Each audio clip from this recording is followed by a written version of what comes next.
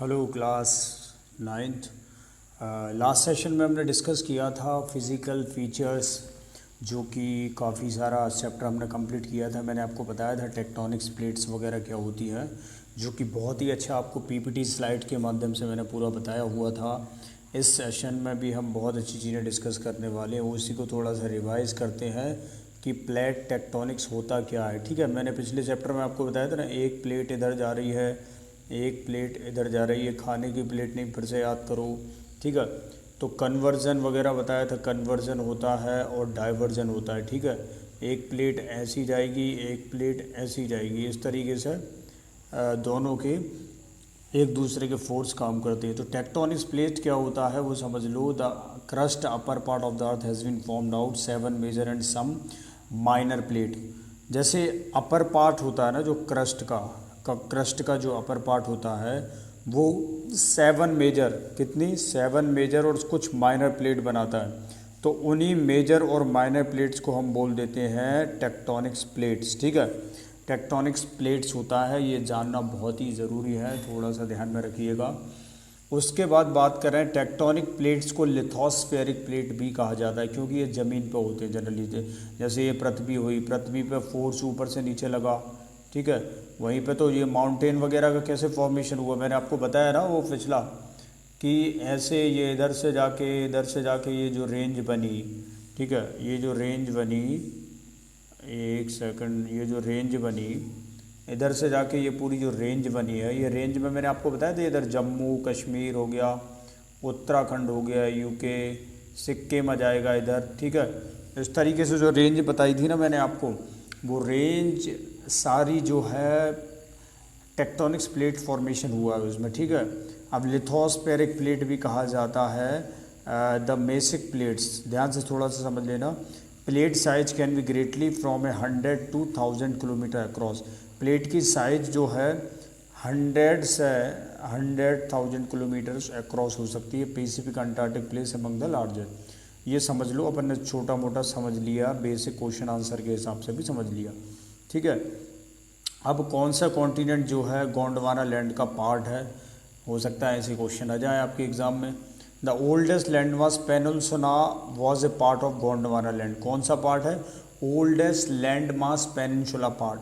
ठीक है, गोंडवाना लैंड का पार्ट है। इसमें समझने लायक कुछ है नहीं है। गोंडवाना लैंड में इंक्लूड होता है इंडिया, ऑस्ट्रेलिया, साउथ अफ्रीका और वन सिंगल लैंड मास। जो बॉर्डर बाउंड्री वगैरह इधर से कनेक्टेड है ना, ये सारी चीज़ें वो अलग अलग देशों की अपनी अपनी पॉलिसीज़ के हिसाब से उनको हम ऐड कर सकते हैं।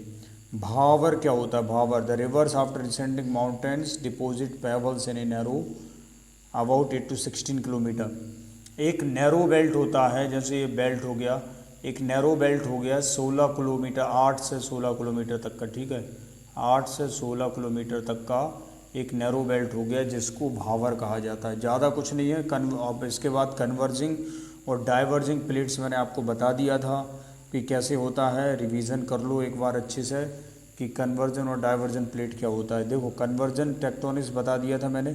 सम plates come towards each other, जैसे ये एक दूसरे के पास आ रही है, ये कन्वर्जन हो गई। ठीक है, ये समझ लो, एक दूसरे के पास आ रही तो कन्वर्जन हो गई। और सम प्लेट, अब डाइवर्जेंट मतलब क्या समझ, जैसे आपने ये गोल बनाया, जैसे एग्जांपल देता हूँ, जैसे आपका टारगेट है,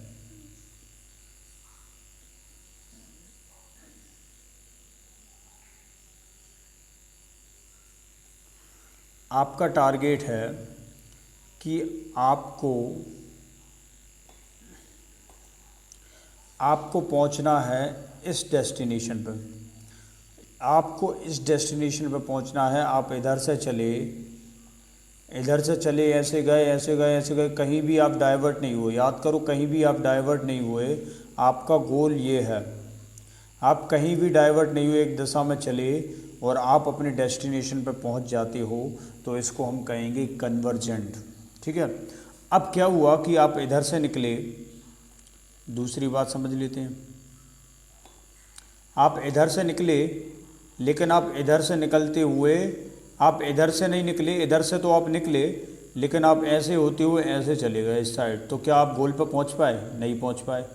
इधर तो आ ही नहीं पाए ना, इधर का ये रास्ता जो है वो कट हो गया, तो ये दूसरी डायरेक्शन में चला गया, ये बॉस जो है दूसरी डायरेक्शन में चला गया, तो ये डाइवर्ट हो गया, जैसे रूट डाइवर्ट होते हैं ना, तो ऐसे ये डाइवर्ट हो गया, दूसरे डायरेक्शन में चला गया, तो इसको बोला गया डाइवर्जेंट प्लेट। ठीक है, बस इतना ही समझना, और कुछ भी नहीं है इसमें, एक्स्ट्रा कुछ नहीं है। ठीक है, अब क्या है कि और इम्पोर्टेंट चीज़ें आपको बता देता हूँ कि भांगर और खादर के डिस्टिंग्विश का डिफरेंस वगैरह क्या होगा, ये थोड़ा सा समझ लेना। लार्जेस्ट पाथ है नॉर्दर्न प्लेन का, डायरेक्शन मैंने आपको बताई थी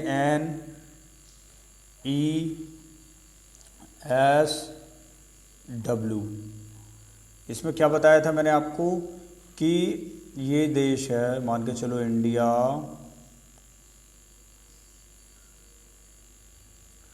इंडिया है, ये नॉर्थ हो गया, ये ईस्ट हो गया, ये साउथ हो गया, ये वेस्ट हो गया, ये चारों डायरेक्शन हो गई। मैंने आपको सिंपल तरीका बताया था डायरेक्शन याद करने का, NESW।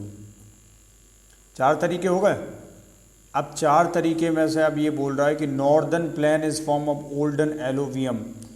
NESW पहले समझ लो क्या हुआ कि N मतलब हो गया आपका north, north, east, south, west. अब इसके अकॉर्डिंग डायरेक्शन चलेंगे, डायरेक्शन के अकॉर्डिंग हम चलेंगे। ठीक है, तो इसमें क्या बोल दिया है कि largest part of the like northern plane is form the older alluvium. Older alluvium का बना हुआ है पुड फ्लांस रिवर्स और प्रेजेंट वांगर।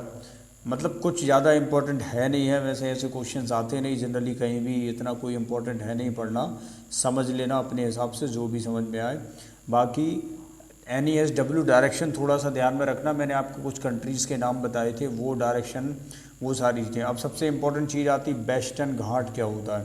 वेस्टर्न घाट हायर है ईस्टर्न घाट से। वेस्टर्न कहाँ होगा, फिर से याद कर लो, NESW। वेस्टर्न कहाँ होगा, वेस्ट में होगा NESW। वेस्टर्न घाट हायर है ईस्टर्न घाट से। एवरेज एलिवेशन है 9,900 से 1,600 मीटर, अगेन 600 मीटर है ईस्टर्न घाट। ठीक है, 900 से 600 मीटर का एवरेज एलिवेशन हो गया आपके वेस्टर्न घाट में। ये चीज़ थोड़ा सा समझना ज़रूरी है एग्ज़ाम के पॉइंट ऑफ व्यू से। ठीक है, अब उसके बाद western Ghat known as different local name. Western Ghat के बहुत सारे लोकल नेम्स हो सकते हैं। डायरेक्शन याद कर लीजिए कि डायरेक्शन में कौन सी क्या है, और उसी डायरेक्शन के अब जैसे अब बोल दिए नॉर्दर्न घाट, नॉर्दर्न घाट होते ही नहीं, है ही नहीं। ठीक है, घाट तो कहीं के भी हो सकते हैं, गाँव में तो केरवा को कुछ भी हो सकते हैं, नर्मदा जी नहाते हो तो कुछ भी हो सकते हैं। ठीक है, लेकिन इधर थोड़ा सा क्या है, ईस्टर्न घाट और वेस्टर्न घाट का डिफरेंस बताया जा रहा है कि क्या डिफरेंस है। तो आपको बताना है कि वेस्टर्न घाट बड़ा है ईस्टर्न घाट से, ईस्टर्न घाट छोटा है। ये वेस्टर्न घाट हो गया, ये ईस्टर्न घाट हो गया। ठीक है, तो ईस्टर्न घाट जो ये जो है वो बड़ा है ईस्टर्न घाट से। एवरेज एलिवेशन 900 से 1,600 मीटर से, अगेन 600 मीटर ईस्टर्न घाट है।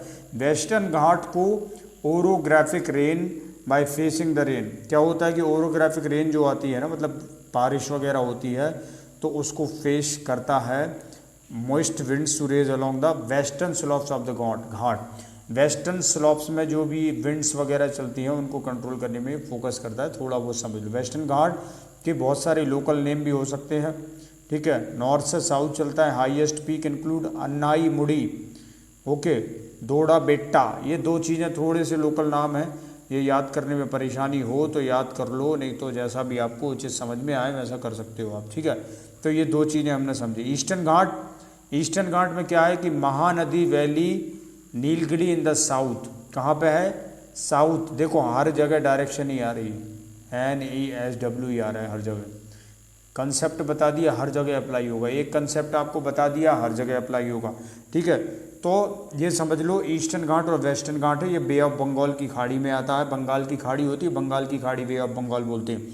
अब हिमालयास कैसे बने, ये मैंने आपको बता दिया था कि नॉर्दर्न प्लेन्स जो लैंडफॉर्म्स होते हैं, ठीक है, और जियोलॉजीज के अनस्टेबल जोन्स वगैरह, और Himalaya represents very youthful topography, deep values, fast flowing rivers, इन सब से एलुवियल डिपॉजिट होकर मेटामॉर्फिक रॉक बनती है। उसके बाद हिल्स और वैलीज बनते हैं, उसके बाद ये माउंटेन्स वगैरह का फॉर्मेशन होता है। ये बेसिक है, आप समझ लेना। और मैंने रिवाइज़ करा दिया है। मिलते हैं नेक्स्ट सेशन में।